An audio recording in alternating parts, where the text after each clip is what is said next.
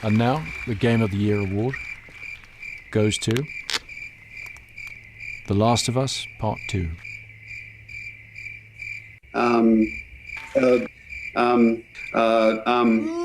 You suck!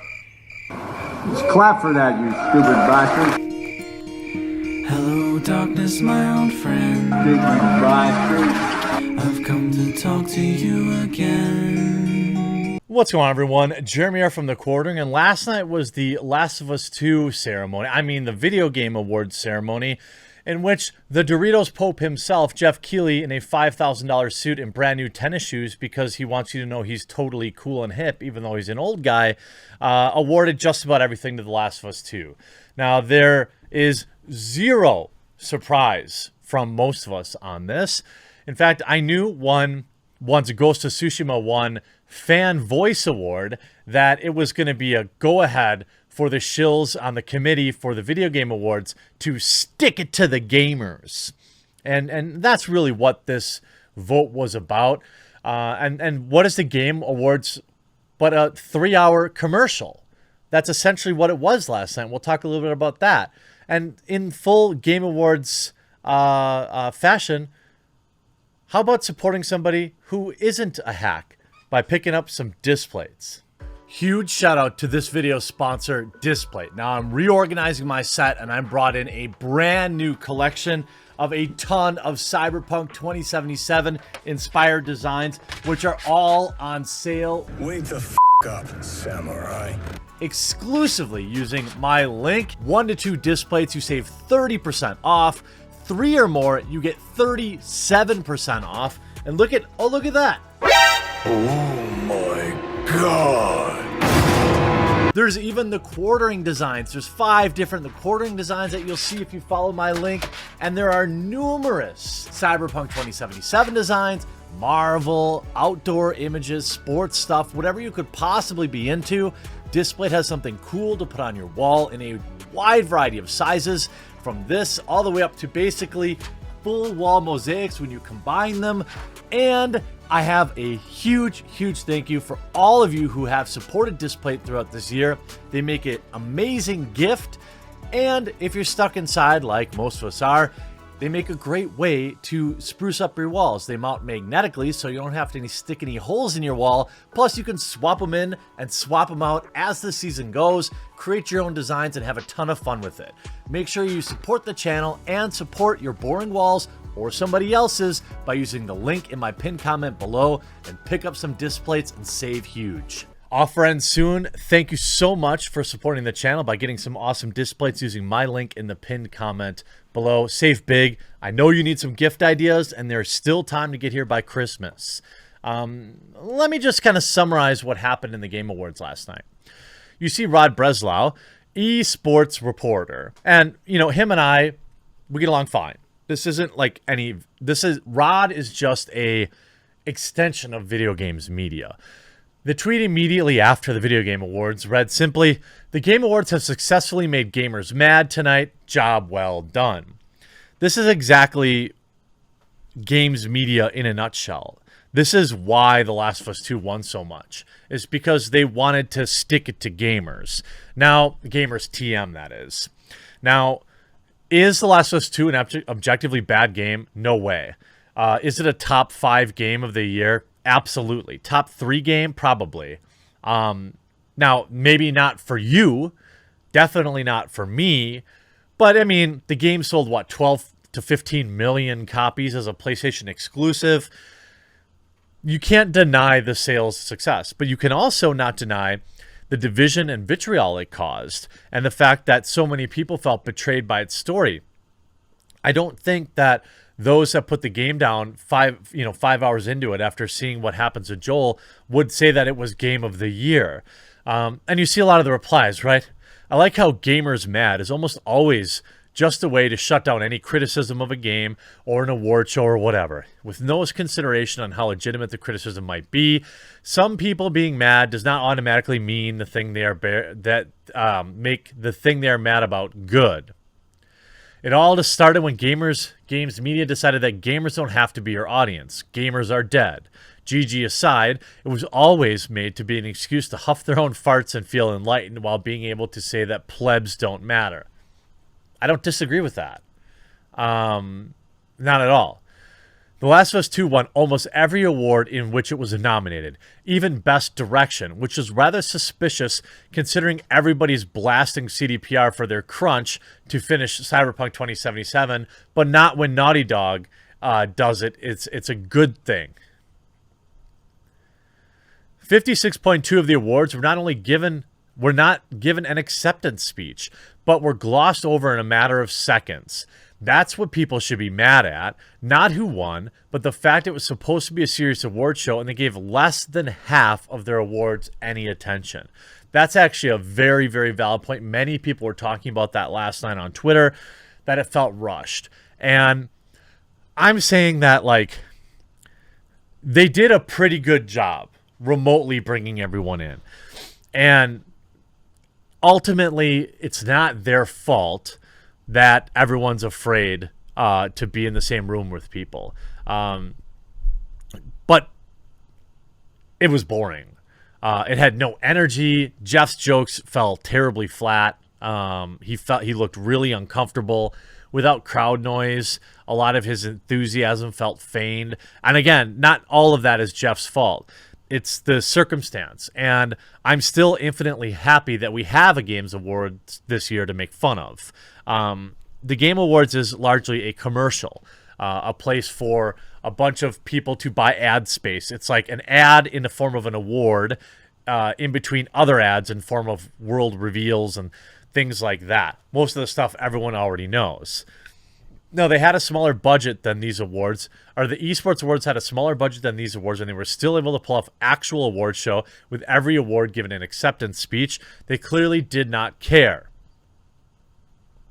The amount of times Tlu stole an award from Ghost was painful. Ghost was outstanding, but they gave everything to The Last of Us 2. And that's really, like, I'm not going to mold about it. We can argue. I think I can make a very strong case why Ghost of Tsushima is way better as Game of the Year than The Last of Us 2. But I don't even want to argue that point. I want to argue that you mean to tell me that in the tens of thousands of video games that were released, in every major category, you didn't have a better option than The Last of Us 2? You want to give a Game of the Year? Fine. Okay, we can argue about the merits of that, but ultimately, you could make a case for it.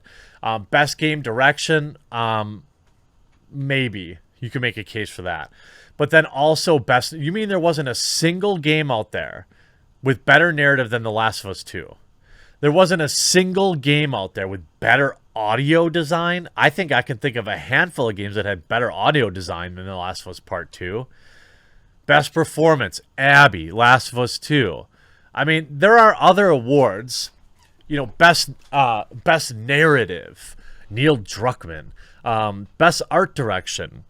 Even Neil seemed uncomfortable with the amount of awards he was getting. Best score and music, Final Fantasy VII Remake. You should have given that. I mean, Doom had to be up there, right? Doom had to be up there. But Final Fantasy's music is more like normie epic. They're both great, I suppose, but I would have liked to see Doom soundtrack get some love here. Audio design, again, I don't know. Best indie game, Hades. I think that's very reasonable. Best mobile game, presented by LG Wing, powered by Qualcomm Snapdragon. What the frick? I mean, everything in this show is sponsored. How can it cost this much money to run when you just give 2 games every award? Among Us, and it's so weird. I don't consider Among Us a mobile game. Like, not at all.